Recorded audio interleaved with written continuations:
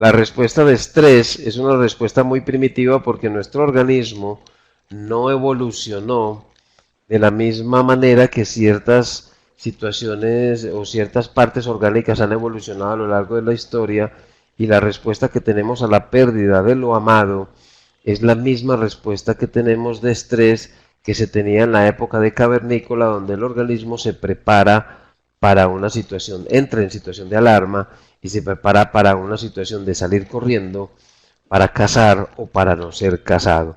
Aunque anteriormente se consideraba que esa respuesta era genérica e inespecífica, hoy día sabemos que se produce una respuesta específica según sean las diferentes situaciones y sobre todo en función de la forma en que la persona percibe y procesa cada eventualidad. Lo que les decía con esas dos preguntas de qué tan estresante es para mí y con qué recursos cuento para defenderme. Entonces vamos a ver lo que sucede inmediatamente. Nos enfrentamos a una situación de estrés para que entendamos por qué hoy día en un metaanálisis relativamente reciente que se hizo, se confirmó que la mortalidad cardiovascular aumenta hasta 21 veces en las primeras 24 a 48 horas de fallecido un ser querido y persiste alta durante un tiempo bastante largo, y que es el responsable de esa mortalidad en los primeros meses y de muchas enfermedades asociadas al duelo. Lo primero que sucede es que se dispara el eje neural. El eje neural se pone en marcha, es como si le subiéramos las revoluciones, nuestro sistema nervioso central le sube las revoluciones a dos sistemas, que son básicamente el sistema nervioso simpático y el sistema nervioso periférico. Lo primero que hace el sistema nervioso simpático básicamente es aumentar la frecuencia cardíaca porque tiene que enviar sangre más rápido, aumenta la presión sanguínea, acelera la respiración, disminuye la actividad gastrointestinal y comienza la liberación de glucosa porque se necesita energía inmediata. Fíjense que esto es un estado de alarma. Inmediatamente también entra en movimiento o en una hiperactividad el sistema nervioso periférico, que es el encargado de regular el tono muscular y preparar el organismo para un movimiento.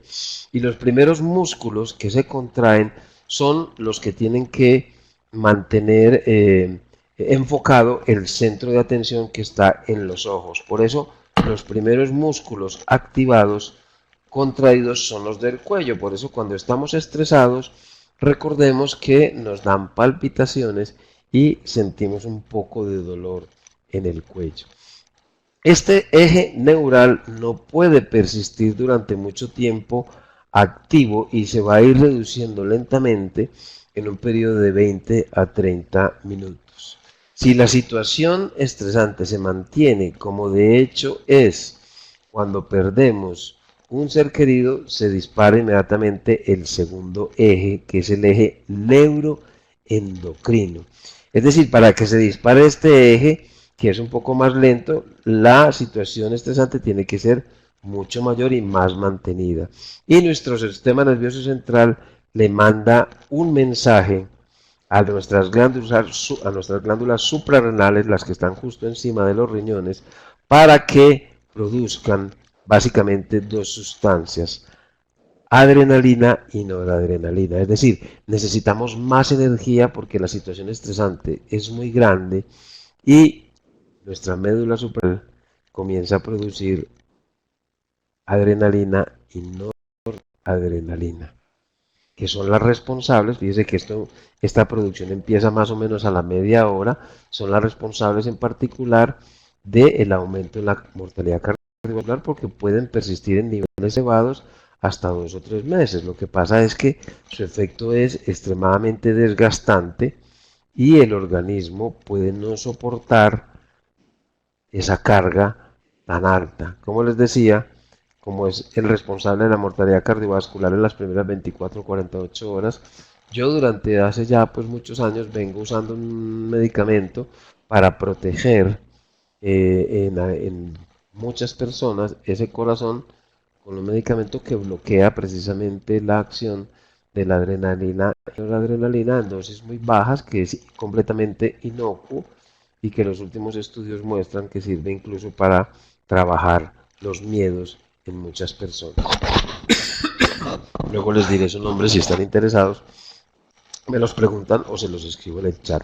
Entre los efectos que produce el exceso de adrenalina y noradrenalina, pues miremos aumento de la presión arterial y el aporte sanguíneo al cerebro, incremento en la frecuencia cardíaca y en la cantidad de sangre expulsada en cada latido del corazón, hiperestimulación de los músculos esqueléticos, liberación de ácidos grasos libres, en particular colesterol y triglicéridos en el plasma, liberación de opiáceos endógenos, que son las endorfinas, aumento del flujo sanguíneo renal y disminución del gastrointestinal y cutáneo, de ahí que nos produzca un poco de frío muy relacionado con ese famoso frío que produce la muerte cuando estamos estresados, que nos da un poco de frío, incremento en el riesgo de hipertensión y de formación de trombos, de crisis anginosas en las personas predispuestas, riesgo de arritmias por el aumento en la frecuencia y muertes súbitas por arritmias letales, isquemia o infarto de miocardio y fibrilación ventricular. De ahí que les digo que yo vengo utilizando entonces este medicamento que se llama un beta bloqueador, que vuelvo y les repito que en dosis bajas, se los voy a escribir aquí en el chat, que, pero no se vayan a automedicar por supuesto, pero sí le preguntan al médico porque en dosis muy bajitas no hace absolutamente nada. El propranolol es un medicamento beta bloqueador que normalmente se usa para tratar la presión arterial, no tiene ningún efecto a nivel del sistema nervioso central, se utiliza para el temblor esencial que muchas personas sufren, lo usan muchos ponentes, muchos expositores para dar la conferencia de una manera tranquila, sin efectos sedantes, se usa como preventivo de la migraña, se usa, o sea, hay varios estudios que confirman que sirve para el síndrome de estrés postraumático porque ayuda a disolver algunos recuerdos traumáticos y últimamente se usa para el miedo, incluso para la gente que le da miedo montar en avión o que le da miedo a algún animal, pues ha salido, digamos, este medicamento que se le están descubriendo cosas como un poquito milagrosas. Como el efecto sigue, eh, la situación estresante persiste eh, y nosotros ya no, como nos volvemos seres racionales, es decir, solucionamos el problema con la razón, nos quedamos con un exceso de energía, con un exceso de energía que va a producir muchos efectos secundarios que cuando veamos las fases del duelo, que creo que es la semana que viene, veremos las consecuencias que producen físicamente este exceso de hormonas, que no es realmente una respuesta psicológica o una interpretación, sino que esas náuseas, orinadera, diarrea, bostezos, palpitaciones, mareos, temblor y un montón de síntomas que se presentan durante las fases iniciales del duelo son básicamente consecuencias, porque tienen una base biológica muy bien identificada, consecuencias de este exceso de hormonas. Como el sistema, como el estrés persiste, entonces entra en funcionamiento nuestro eje endocrino, tiene efectos menos intensos pero más duraderos y requiere para que este sistema funcione, ya el organismo no puede aguantar tanto desgaste con exceso de adrenalina y noradrenalina, entonces comienza a producir otras cosas menos agresivas pero que duran mucho más tiempo. Es el responsable de los efectos más crónicos del estrés, incluso si no te matan, realmente al principio son los que más te van a enfermar, perdón, a largo plazo. Parece dispararse selectivamente cuando la persona no dispone de estrategias de afrontamiento contra el estrés, como obviamente es la pérdida de un ser querido. Y se disparan, se ponen en un funcionamiento más intenso cuatro subejes.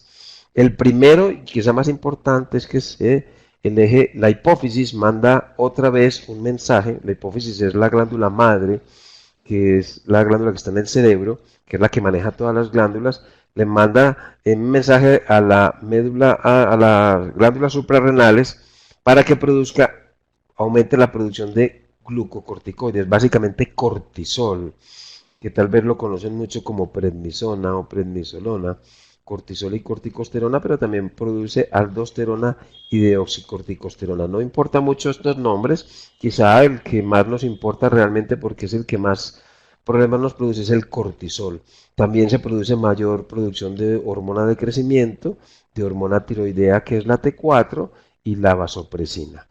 Es decir, fíjense la cantidad de problemas que produce una situación estresante tan mantenida y tan intensa y tan severa. Luego les mostraré cuando veamos las fases del duelo la gravedad de lo que es esta situación estresante, que se producen tantos cambios que de verdad que mucha gente se enferma mucho y es hasta es sorprendente que sobrevivamos a semejantes efectos.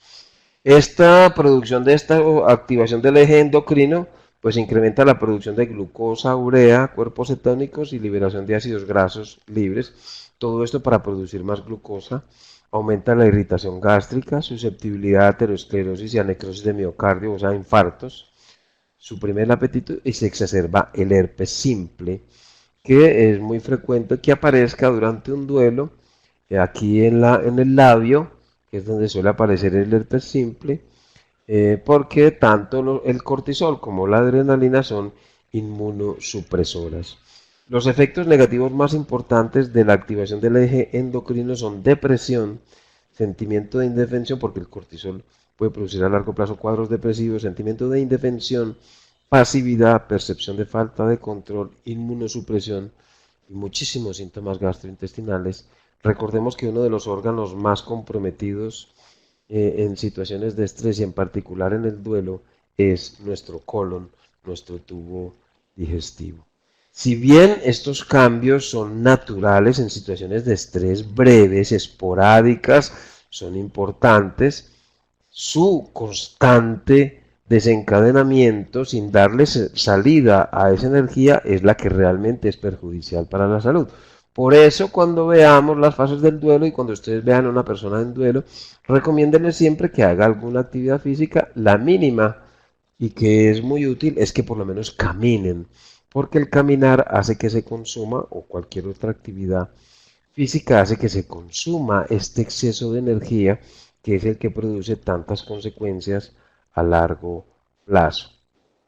Ya les dije que nos hemos vuelto seres racionales y nos quedamos con ese exceso de energía. Respuestas fisiológicas de adaptación general al estrés tenemos aún. Ya las repasamos, pues aquí están un poquito repasaditas y no se las voy a repetir porque las tienen ustedes en un documento, las vamos a mirar ahí por encima. Eh, Midriasis es dilatación pupilar si no hay ningún médico. Eh, las motoras, tenemos otra serie de respuestas motoras en situaciones de estrés. Tenemos respuestas cognitivas, que como les digo las van a tener ustedes todas en el documento, pero de cara al poco tiempo que disponemos, pues no nos da mucho tiempo de discutir cada una.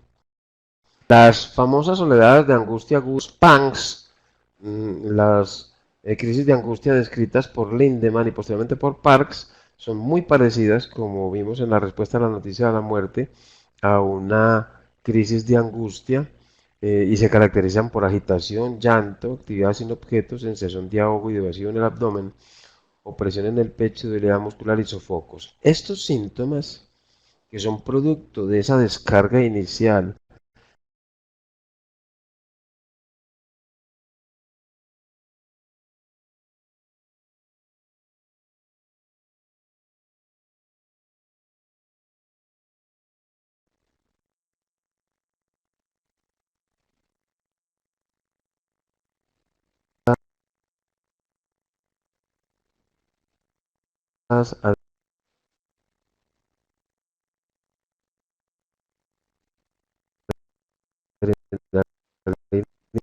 adrenalina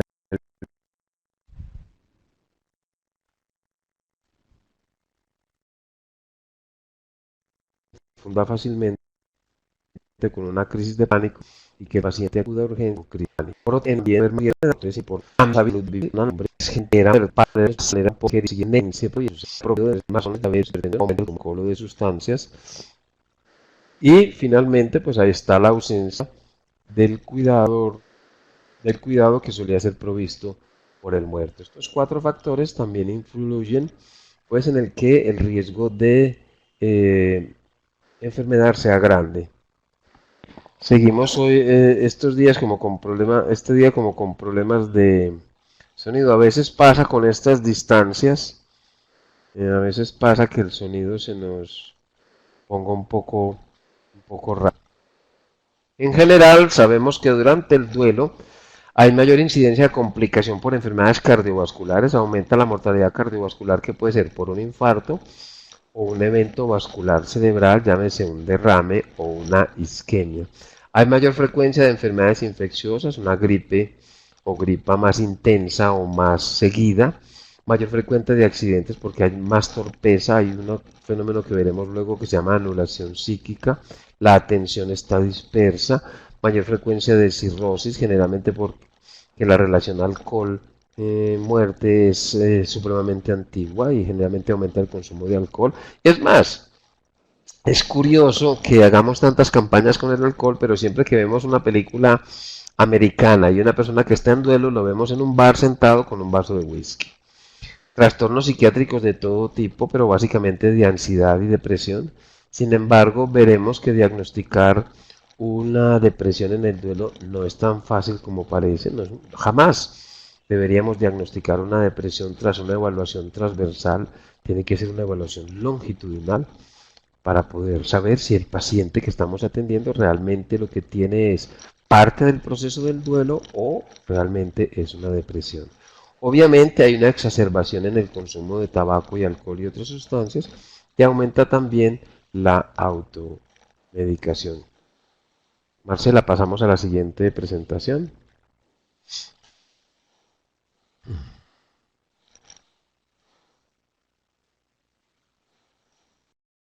Con ustedes el sonido, pero ustedes saben que estamos en distancias muy lejos y dependemos mucho del tiempo y de los cables y de todas estas cosas de la tecnología que siempre puede haber un poco de ruptura. Bueno, vayamos a un problema bien complejo. Lo iremos discutiendo a lo largo del tiempo y es la cronología del duelo. Hasta hace unos años, pues el DSM-4 hablaba de 2, 6 meses, el CIE-10 de 2, 6 meses, ahora el DSM-5 dice que si después de 15 días y tú presentas una serie de síntomas ya no es un duelo, sino que es una reacción depresiva breve o lo que sea. Es decir, siempre ha habido una gran discusión en lo que es la duración del duelo. Pero cuando a mí me preguntan cuánto dura un duelo, yo tengo que hacerme primero dos preguntas. Existe una creencia común de que el duelo deberá estar resuelto al cabo de un año. Es más, la gente dice que si después de un año y todavía sigues presentando síntomas, estás con problemas. Puede que algunas personas estén funcionando relativamente bien, pero otros realmente es que un año es muy poca cosa en el duelo. Ya la gente incluso se molesta. Cada vez le dicen a uno a los 2 meses, a los 3 meses. Yo recuerdo una señora que le decían, para que ustedes vean la respuesta que ya manifestó, que llevaba la hija 2 años muerta y le dijeron, ¿y vos todavía estás llorando? Y ella le contestó muy propiamente, muy sabiamente, claro, es que mi hija todavía está muerta. La cantidad de tiempo invertido en el duelo depende de muchas variables que dependen, que crean distintos factores. Depende de la intensidad del apego. Obviamente el tiempo de mi recuperación por ese tío, ese primo tercero que vive por allá bien lejos, con el que tengo poco contacto, pues la recuperación va a ser muy rápida, pero no va a ser lo mismo si es la muerte de mi hermano con el que estoy todos los días. No va a ser lo mismo si la intensidad del shock inicial porque fue una muerte súbita, si fue una muerte anticipada,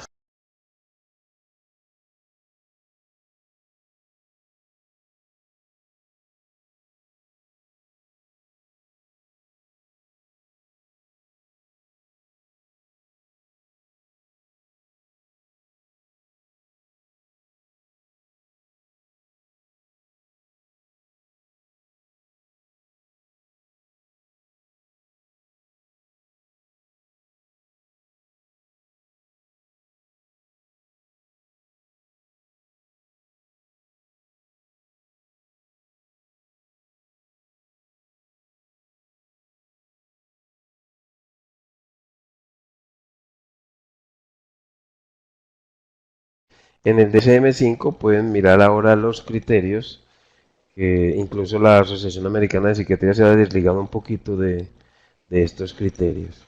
La recuperación en el duelo, recordemos que no es un fenómeno en singular, sino en plural. Es la suma de pequeñas, medianas y grandes recuperaciones y no ocurre dentro de un tiempo externamente determinado, solo ocurre en el tiempo subjetivo del deudo y no en el cronológico, como vamos a ver enseguida. Sabemos que la recuperación, el dolor, porque hacemos una diferencia. ¿Cuánto me va a durar el duelo, doctor? Depende a qué te refieres. ¿Cuánto dura el dolor? El dolor que nos produce la muerte de una mamá, de un hijo, nos va a durar toda la vida, eso no se quita.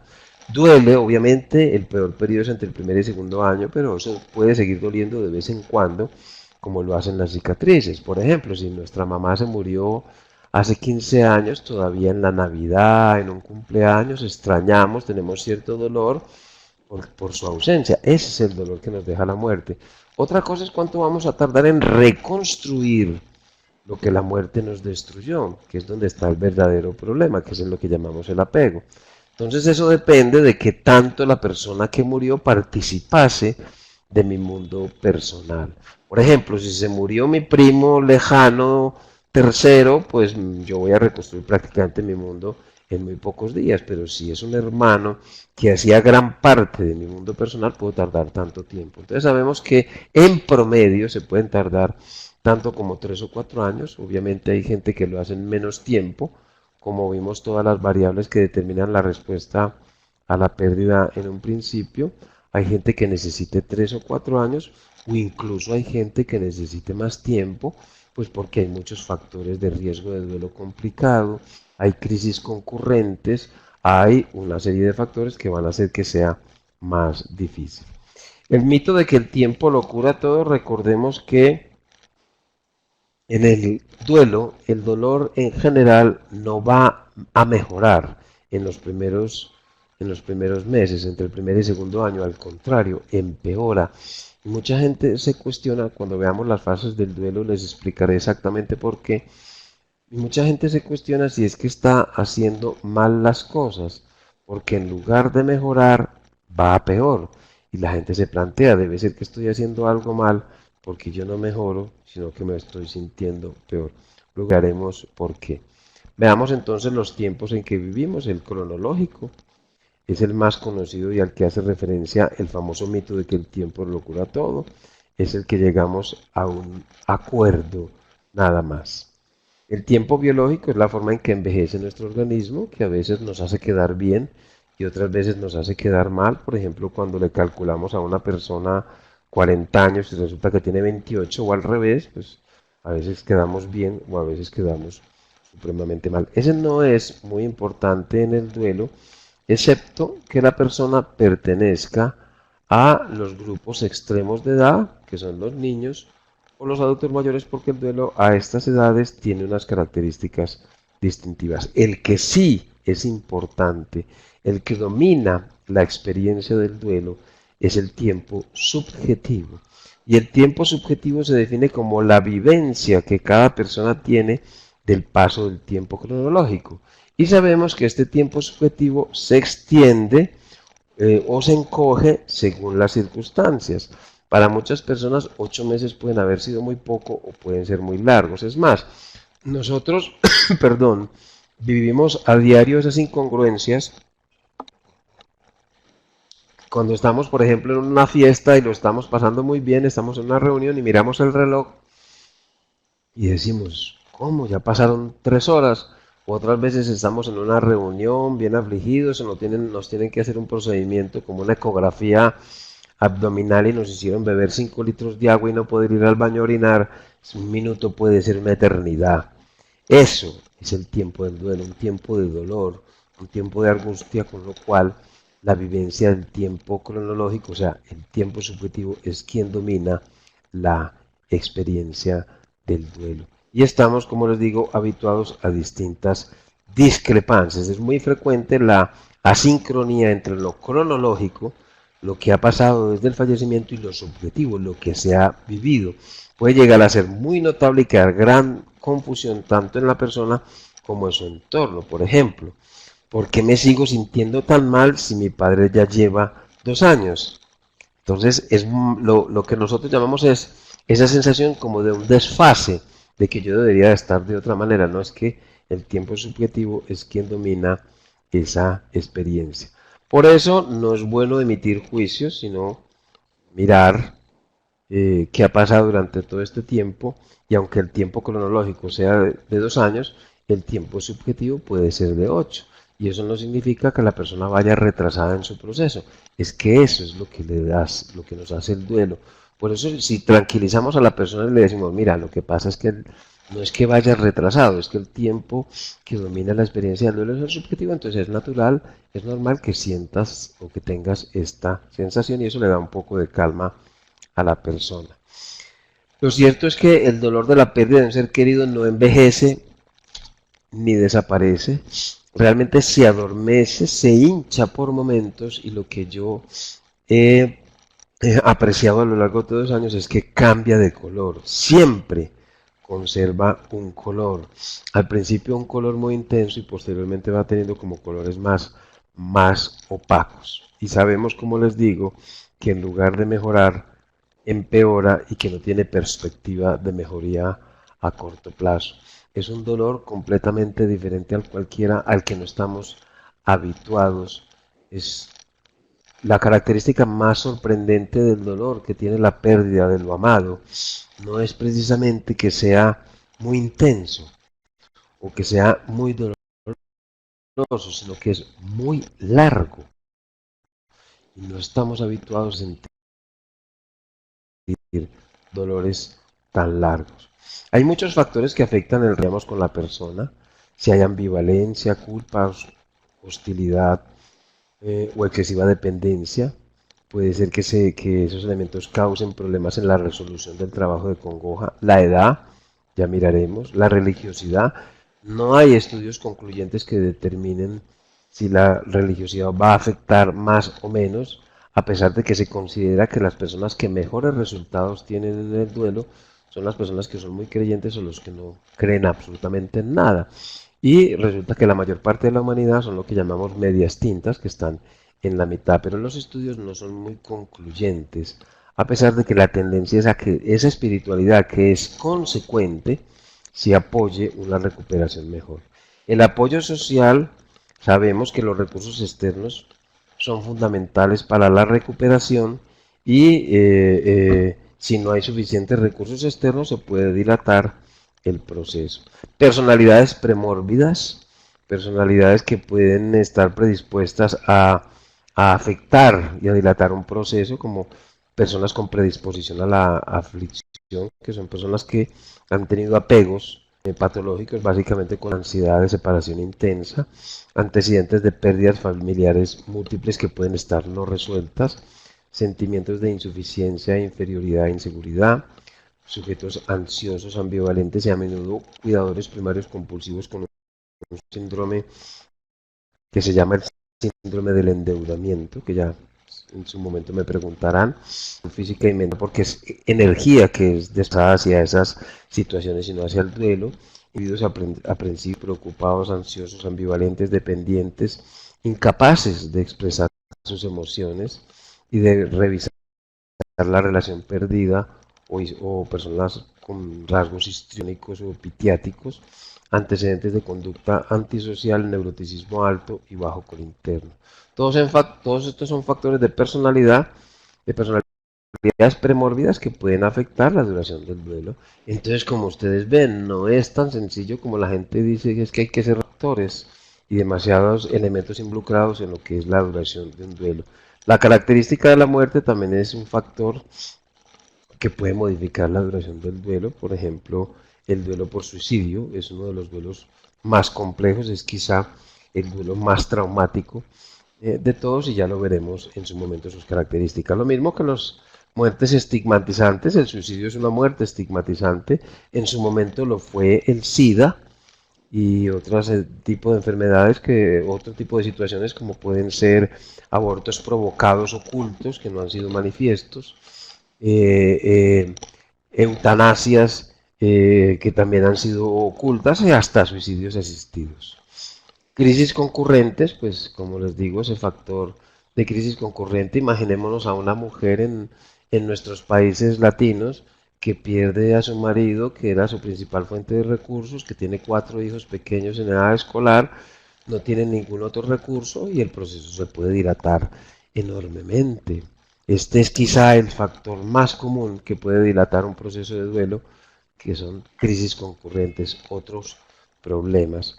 Por eso digo yo que hay que ser muy prudentes a la hora de juzgar eh, a una persona cuando nos dice llevo tanto tiempo y no me he podido recuperar.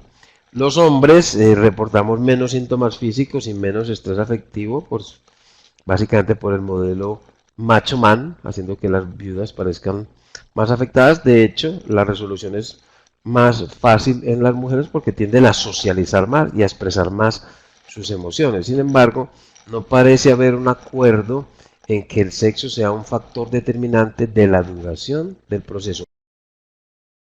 En mi experiencia personal, yo sí he tenido tiempo de hacer estudios, pues de llevar todos estos registros, sí que noto que en los hombres cuesta un poco más, hay menos expresión emocional, pero cuesta un poco más de tiempo porque en el 90, casi que en el 99% de los grupos son mujeres, los hombres son poco dados a asistir a estos grupos de apoyo mutuo y entonces es más complejo. La situación socioeconómica, de hecho, es un factor de riesgo para cualquier circunstancia. Y aquí dicen un dicho muy claro en el grupo de las viudas que parece una tontería, pero es muy acertado en este sentido y es el hecho de que no es lo mismo una viuda en Mercedes que una viuda en bus. Una mala situación económica siempre será pues un factor de riesgo de duelo complicado. Los resultados del duelo básicamente son tres, aunque yo podría situarlos en dos, y es de esta grafiquita, me salté lo anterior, ya lo tendrán en el texto, pero esta gráfica me ilustra un poquito lo que son los resultados. Como ustedes verán, el momento de la muerte es un factor importante para el resultado del duelo, no es lo mismo el resultado que produzca la muerte si yo pierdo a mi papá teniendo 5 años que si lo pierdo teniendo 15, que si lo pierdo teniendo 55 años, porque va a haber un volumen de experiencias acumuladas, un concepto de muerte formado, circunstancias de vida y pérdidas previas y hasta la misma cultura. Pero los resultados van a ser uno de tres y digamos casi que dos. O por culpa de esta pérdida voy a llegar a ser mejor persona, voy a ser más comprensivo, más toleroso, más amoroso, más espiritual. Afortunadamente la mayoría de las veces es así. Voy a ser igual a como era antes, poco probable porque la muerte cambia muchos conceptos. Ya les he dicho que cambia el concepto de realidad, de la belleza, del amor, de la amistad, del valor de las cosas, incluso algunos conceptos religiosos pueden cambiar. Pero también pueden haber efectos negativos en mi personalidad y volverse una persona más amargada, más resentida, más agresiva, más intolerante, menos comprensiva, menos amorosa. El resultado final va a depender de los recursos con que yo cuente. Si los recursos, tanto internos como externos con que cuento, son adecuados, probablemente mi recuperación sea mucho mayor que si no cuento con los recursos adecuados. No sé si hay otra presentación, Marcela, o con esta ya acabamos.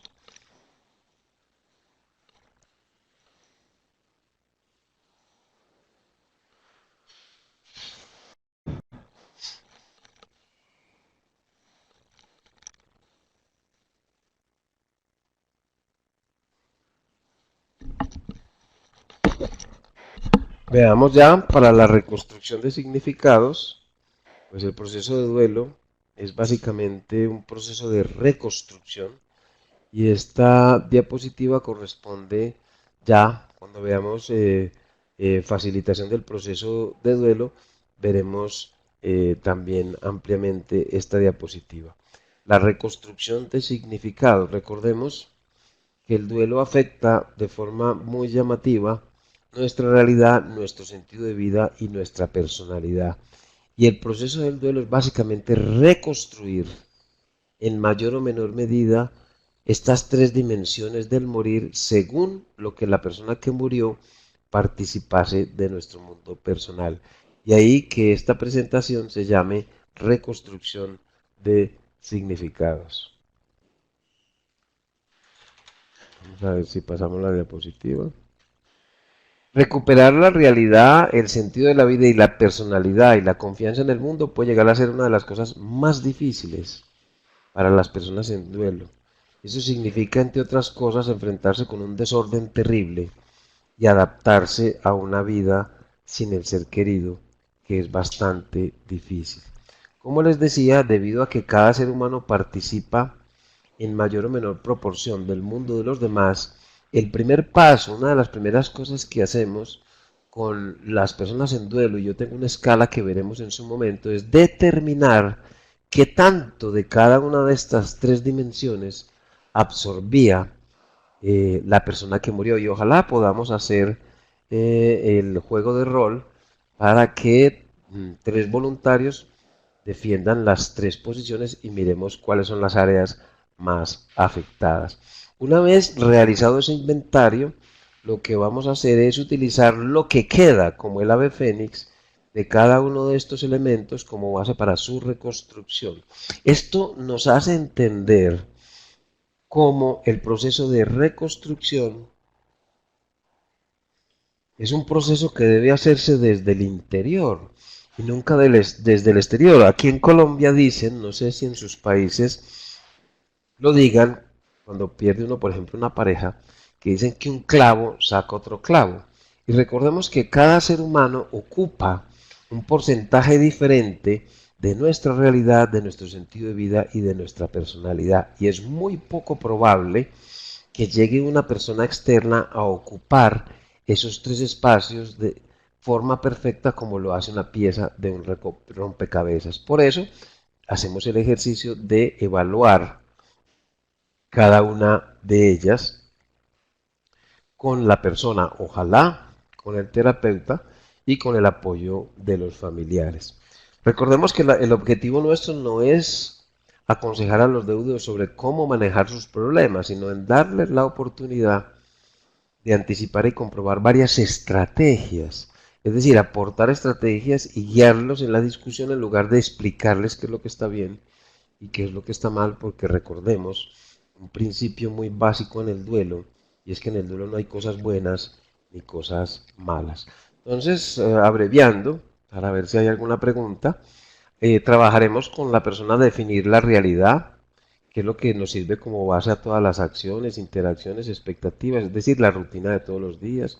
Preguntaremos qué tanto la persona que murió participaba de esa realidad. Y miraremos qué tanto más es afectada. Yo generalmente les digo que me pongan un porcentaje. Bueno, vamos a hacer un porcentaje de qué compone tu realidad. Y me dice, bueno, tu ser querido que murió, no, el 80%. Bueno, supongamos que fuera el esposo. Tu mamá, un 50%. Ah, pero me pasé de porcentaje, no importa, ponle el 50%.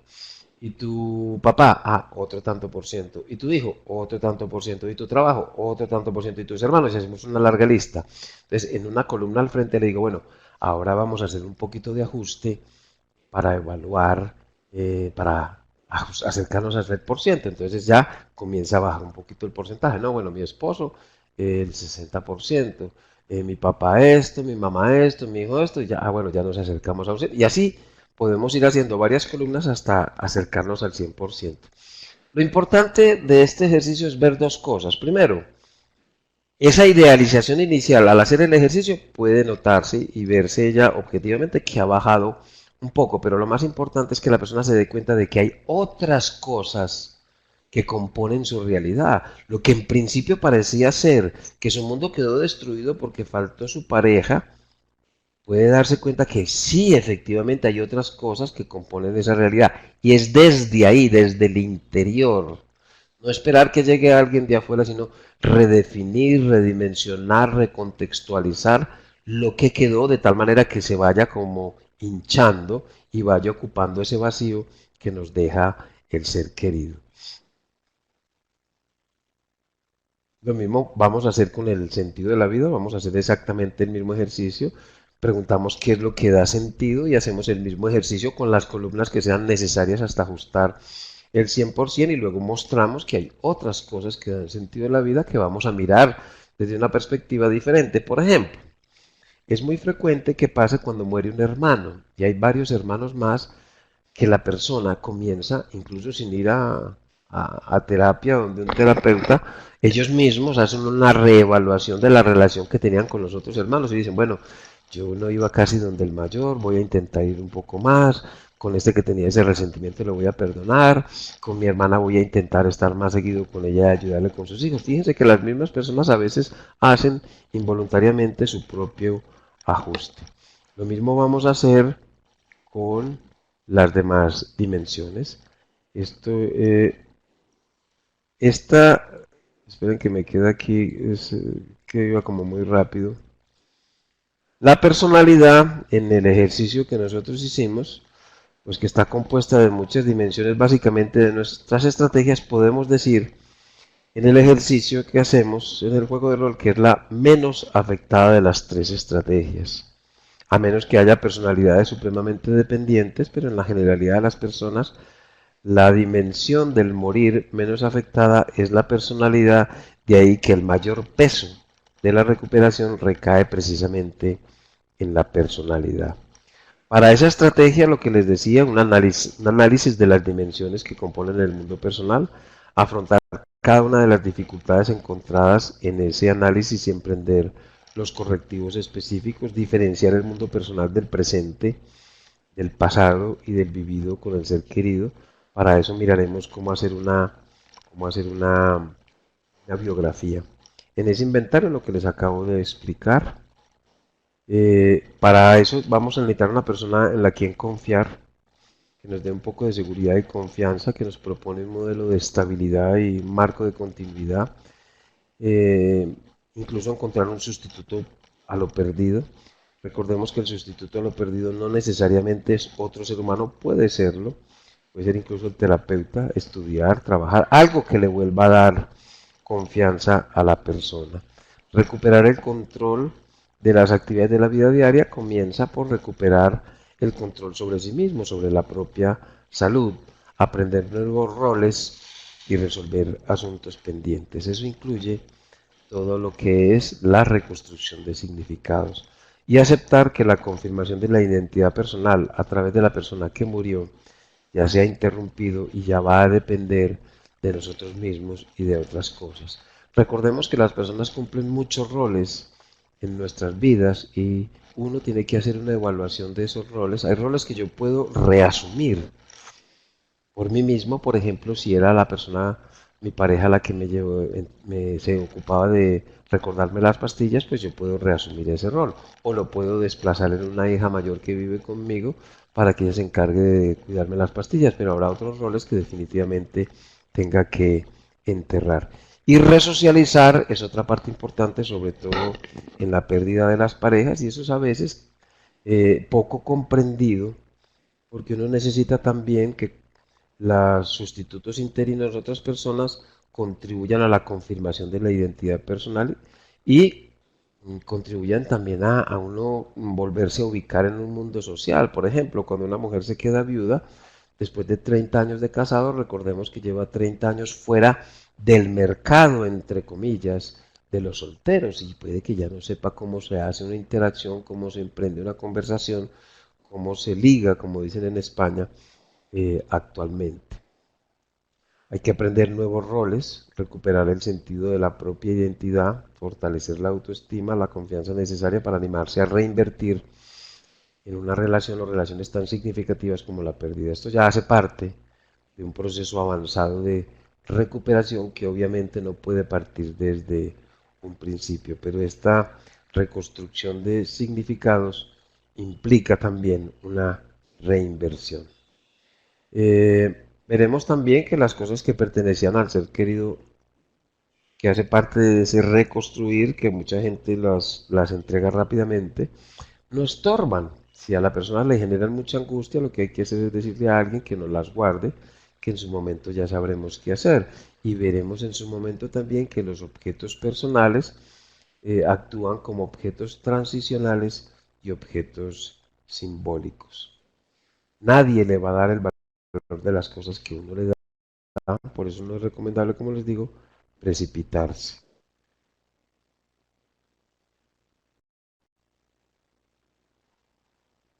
Bueno, yo creo que ya con estos suficientes conceptos que cambian, valor de las cosas, belleza, felicidad, amor, amistad y Dios, pues son conceptos que hay que reconstruirlos. No sé, ya no creo que no hay más presentaciones. No sé si pasamos, yo creo que ya nos pasamos un poco de tiempo. Si hay alguna otra, no creo, Marcela, ¿cierto que no hay más presentaciones? Eran cuatro de tiempo. Ah, falta otra. Factores de riesgo de duelo complicado. Separó la imagen. Esta es la última. Se me paró la. Iniciar mi cámara web. Este de nuevo, no.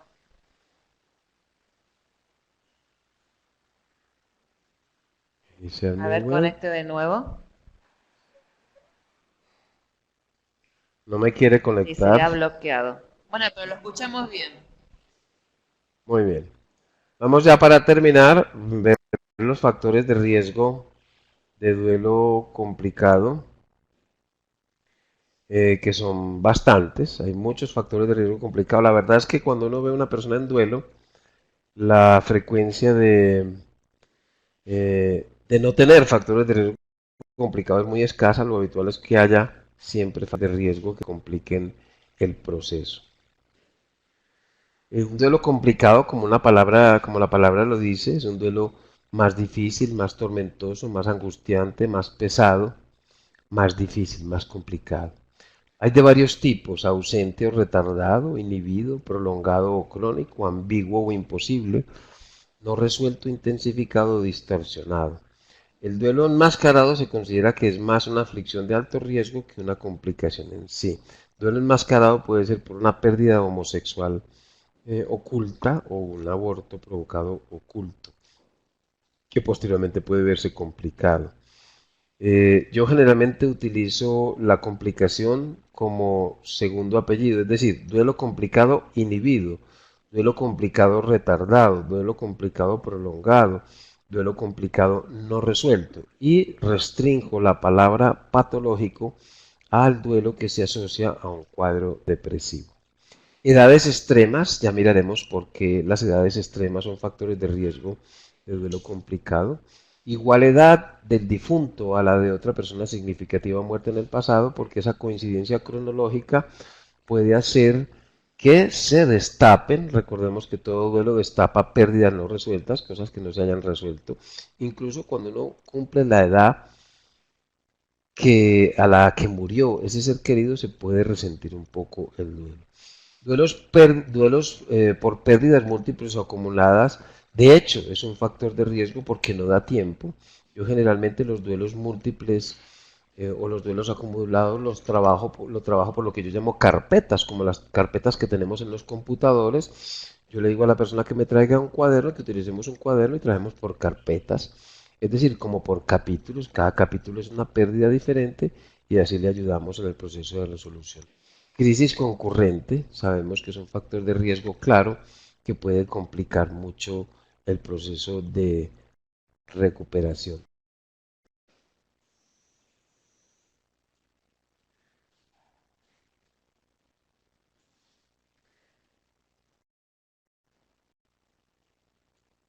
Enfermedad física o psiquiátrica previa, porque en sí ese es un factor de riesgo, de hecho, que también distrae la atención hacia otros problemas y no son todos hacia el duelo. Duelo no resuelto de pérdida previa. Si la persona se encuentra recuperándose de una pérdida en particular y se le añade a otra, el proceso inicial puede bloquearse, tornarse más lento o no darse sin una ayuda adecuada. Por ejemplo, y no hablemos solamente de muerte, uno puede perder un ser querido y a los pocos días romperse la cadera en una persona mayor, y eso es una pérdida de movilidad que puede implicar una cirugía y no seguir expresando el duelo como se venía expresando hasta ese momento. Pobres o ausentes sistemas de apoyo emocional y social, ya lo vimos.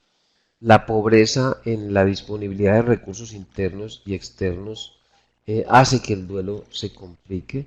Empecemos por los internos, que hace que los niños sean un factor de riesgo complicado, pero también puede haber personas con pocos recursos externos. Hay gente un tanto orgullosa que dice que yo soy capaz de hacerlo solo, y esto es tan difícil que el negarse a una posibilidad de ayuda externa en general hace que sea muy frecuente un duelo complicado. Relación altamente ambivalente o dependiente con el difunto. Cuando el vínculo que nos unía a esa persona fue muy ambivalente, mezcla de amor y odio, por ejemplo, en un padre alcohólico maltratador, o fue altamente dependiente, como me decía una vez una señora, mi marido me hacía todo, no me dejaba hacer absolutamente nada, el trabajo de recuperación puede llegar a ser más difícil y realmente complicarse mucho. Recordemos que lo ambivalente va muy asociado a culpa. Muerte repentina e imprevista, incluyendo suicidio, en particular por el estado de shock que produce en los inicios. Aquellos que pueden estar disuadidos de expresar su dolor o congoja o que no tienen oportunidad de hacerlo.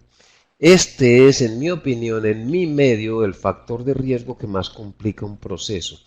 Uno podría pensar que una persona va a tener un duelo complicado, pues porque tiene muchos problemas de salud, sociales, de enfermedad, o todos juntos. Y realmente es el estar rodeado de personas que no te permiten expresar lo que estás sintiendo o hablar de tu ser querido. Por ejemplo, estoy en mi casa bien triste, con las intensas ganas de llorar, empiezo yo a llorar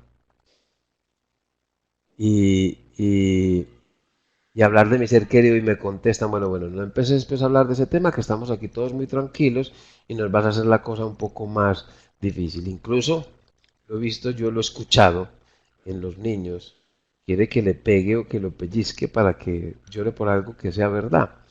Este es quizá, como les digo, el más complejo de los factores de riesgo de verlo complicado y el más arraigado y quizá uno de los más difíciles de evitar.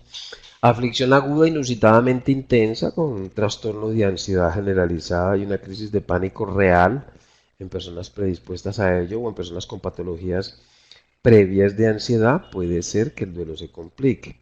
Una incierta o no visualización del proceso de la pérdida, de no ver el cuerpo. Hay gente que dice que prefiere recordarlo como era antes. Recordemos que ver un cuerpo muerto, pues obviamente si está en buenas condiciones, no solamente favorece el pensamiento obsesivo que veremos en su momento, que me ayuda, esa imagen repetitiva me ayuda a la aceptación intelectual que veremos, sino que además me confirma el hecho como algo real, con lo cual me favorece. El no verlo, no ver un cuerpo muerto, me sustituye ese pensamiento obsesivo por una fantasía obsesiva que puede llegar a ser incluso más compleja. Pérdida social inaceptable, una relación homo o heterosexual que era secreta, una relación homosexual, un amante, la muerte de un amante, muerte por asesinato, suicidio, sida, o que es socialmente negada, un aborto provocado, un homicidio piadoso, puede hacer que esa pérdida, que no está plenamente ventilada ni reconocida, por ejemplo, la simple viudez homosexual que está un poco reconocida, es un factor de riesgo de duelo complicado.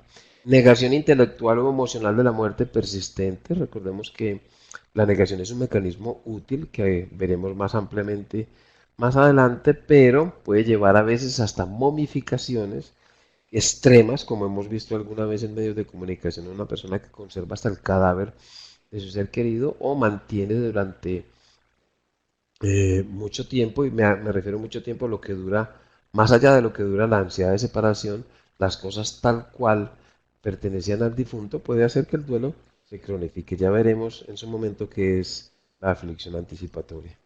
Una enfermedad terminal de larga evolución también obviamente dilata el proceso simplemente por el cansancio que vimos.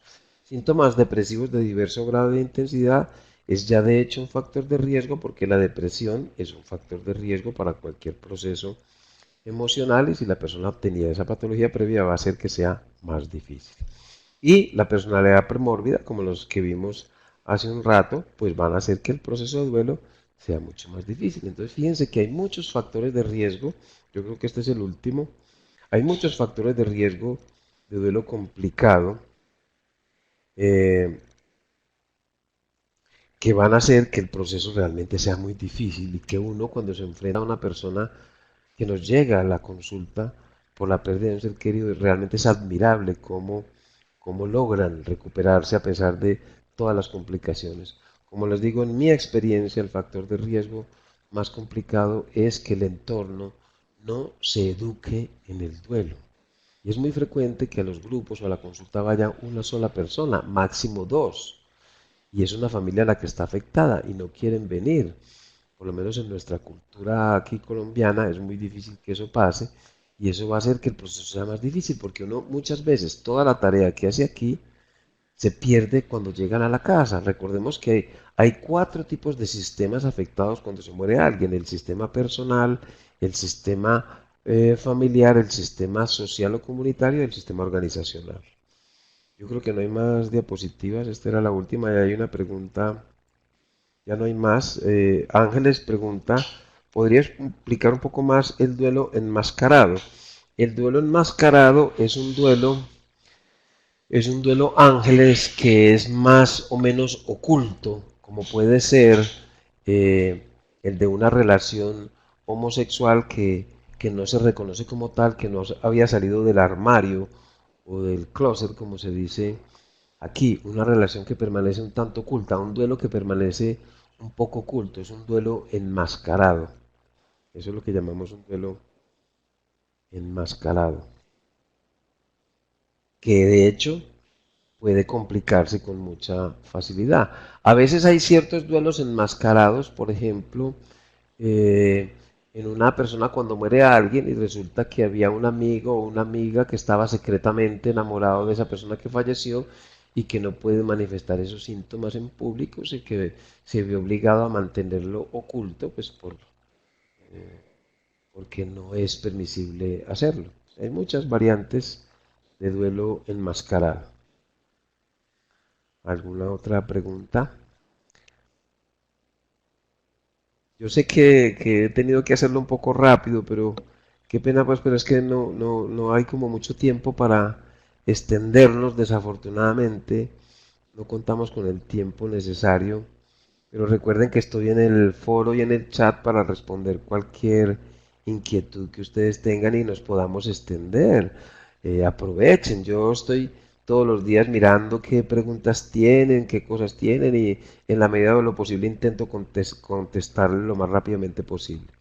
Dice Ángeles, hablaba de oleadas de angustia, producto de esa descarga inicial y se cortó la comunicación. Bueno, las oleadas de angustia, como el nombre lo dice Ángeles, son pequeñas crisis de angustia que vienen por momentos y que son características en la fase inicial del duelo.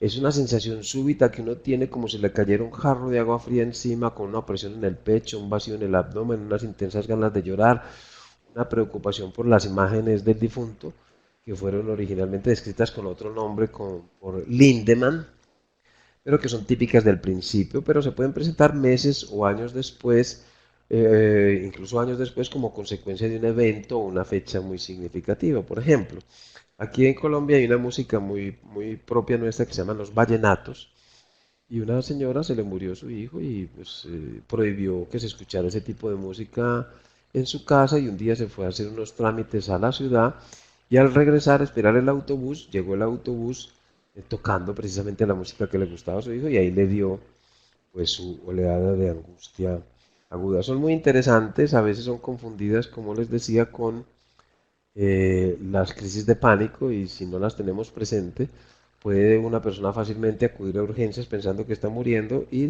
ser diagnosticado como con una crisis de pánico. Ya miraremos cuando veamos la fase inicial del duelo. En el otro video hablaba de la culpa como presente durante el proceso del duelo. Es así necesariamente, mencionaba tres tipos de culpa. Yo hablo de dos tipos de culpa, aunque puede haber hay otros autores que hablan de hasta de cuatro. Yo básicamente las clasifico en dos, Ángeles, que son la culpa racional, que es la que tiene que ver directamente con la causa de la muerte. Por ejemplo, yo lo empujé para que se cayera y se hiciera daño y se murió. Le di una sobredosis para que muriera. Me dijeron no conduzcas borracho. Conduje borracho, maté a alguien con el coche o alguien murió en el vehículo que yo conducía. Esa culpa no es frecuente en el duelo. La otra culpa, que sí es un síntoma normal en el duelo, eh, que es tan normal como sentir dolor, esa desesperación, vacío, soledad, incertidumbre, es lo que llamamos la culpa irracional, que es la que tiene que ver con esas preguntas básicamente del si hubiera o debería, que buscan es explicar lo que sucedió en términos que sean comprensibles para uno. Para otros puede haber una culpa del sobreviviente, el sobreviviente se lo pongo yo, la culpa irracional. Eh, Aquí expones brevemente una situación y luego la pregunta. Una mujer de 25 años con su pareja, se entera a los 6 meses de gestación que uno está bien y el otro con medio corazón desarrollado, un grave caso, se traslada a un centro de alta complejidad. Su padre y su pareja viajan a acompañar al niño, lo muere con sus padres y medio antes de los padres, nada, profundo dolor, pero ella,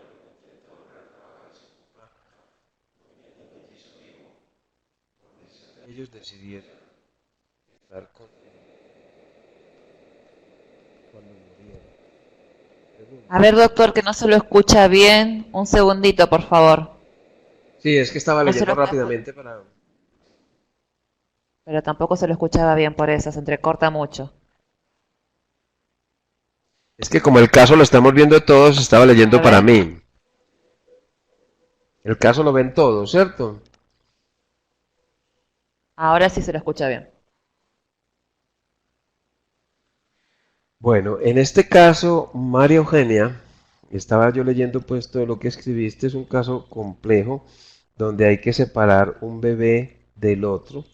Sería bueno monitorear durante el tiempo suficiente de que el bebé que sobrevivió no se esté comparando constantemente con el muerto, que el muerto no se esté comparando permanentemente con el vivo, es decir, hacerlo un hermano independiente.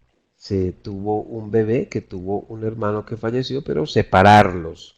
Hay que separar ambas personalidades y mirarlo como dos seres completamente diferentes, hacerle el duelo al que murió y vivir la vida del que vive como un ser completamente independiente.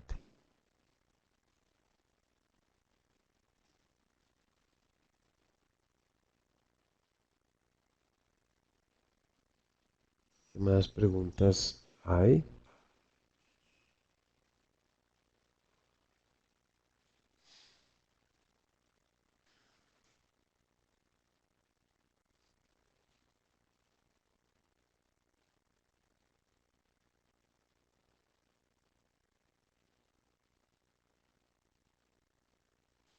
Ya veremos cuando veamos muerte perinatal, las características de la muerte perinatal, cómo es de importante estar con este bebé cuando muera, ponerle un nombre, hacerle una ceremonia especial para que sea considerado como un ser vivo y normal que vivió.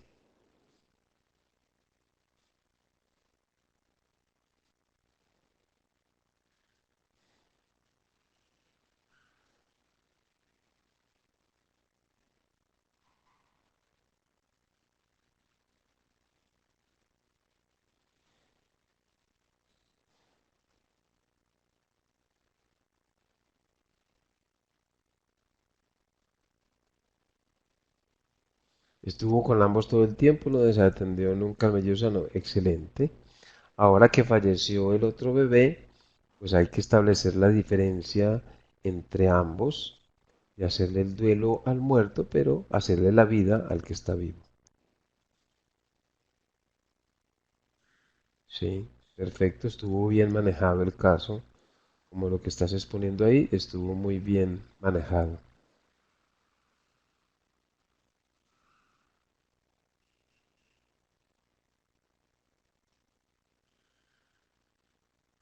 Entre otras en el curso tenemos, ustedes no lo conocen, pero algún día le podremos preguntar, tenemos en el grupo de estudiantes a César, un amigo mío que es un pediatra, él es especialista, subespecialista en cuidados intensivos, él está constantemente manejando niños prematuros y niños en cuidados intensivos pediátricos y él nos puede hablar un poco más de casos como el que tú comentas.